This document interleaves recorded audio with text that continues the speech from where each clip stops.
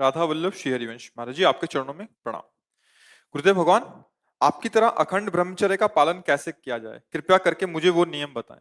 इसमें तो सबसे पहले भगवान की कृपा होती है। हमने तो जीवन में कृपा ही देखी है।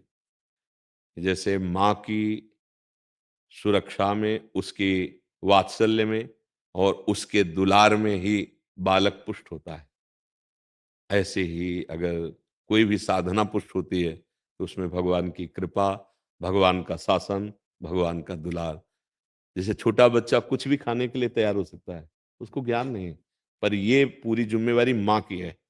वो दृष्टि रखती है, अरे ये क्या खाने, दौड़ पड़ी, जल्दी से उसके हाथ से हटाकर उसको धो के बचा के उसको ले आए। ऐसे पहला पहला उत्तर कृपा, केवल भगवान की कृपा, उसी से पूरा।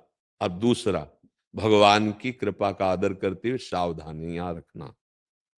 पहला, ब्रह्म मुहूर्त में जगना। जग करके हम इतना जल पिए कि या तो हमें उल्टी हो जाए या पच जाए। अगर उल्टी हो गई तो पचने से भी अच्छा हुआ, हमारे अंदर जो जहर बना, एसिड आदि, वो गंदे पदार्थ वो निकल जाते हैं। ये ब्रह्मचर्य के लिए बहुत आवश्यक, वो शीतलता प्रदान करता है। ब्रह्म मुहूर्त में बिना कुल्ला किए, वो जैसे तांबे के पात्र में 1 लीटर जल रख ले, रात भर रखा रहा, उसे पीजिए, तो वो बहुत आपको उसमें ब्रह्मचर्य में। और इसके बाद थोड़ा टहलिए, वज्रासन में बैठ के फिर शौच जाइए, फिर स्नान कीजिए जरूरी, और फिर आधा घंटा व्यायाम कीजिए, कठोर व्यायाम जैसे दंड बैठक, ऐसे फिर आधा घंटा आसन कीजिए जो योगिक आसन है। फिर अपनी दिनचर्या में उतर जाइए। विद्यार्थी हैं तो विद्यार्थी, और भी गृहस्थी के जो कार्य, खान पान, विशेष खट्टी चीज, कोई नशे वाली चीज या बहुत अधिक मीठा या बादी चीजें, ये ब्रह्मचर्य को नष्ट कर देती हैं। सावधानी, कब्ज न बनने पावे। कब्ज बने तो मृदु उपचार से उसको हटावे।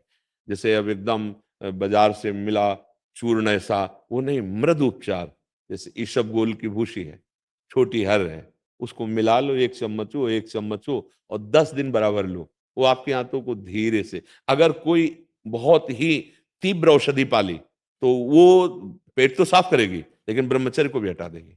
वो इतनी हीट पैदा करेगी, जो कब्ज से हीट पैदा हुई थी, बहुत संभालने की जरूरत होती है। अगर व्यायाम नहीं है और आसन नहीं है और दिनचर्या ठीक नहीं, आहार ठीक नहीं, तो भूल जाए कि कोई ब्रह्मचर्य नैष्ठिक, 10-20 दिन वो बात अलग है, नैष्ठिक ब्रह्मचर्य के लिए।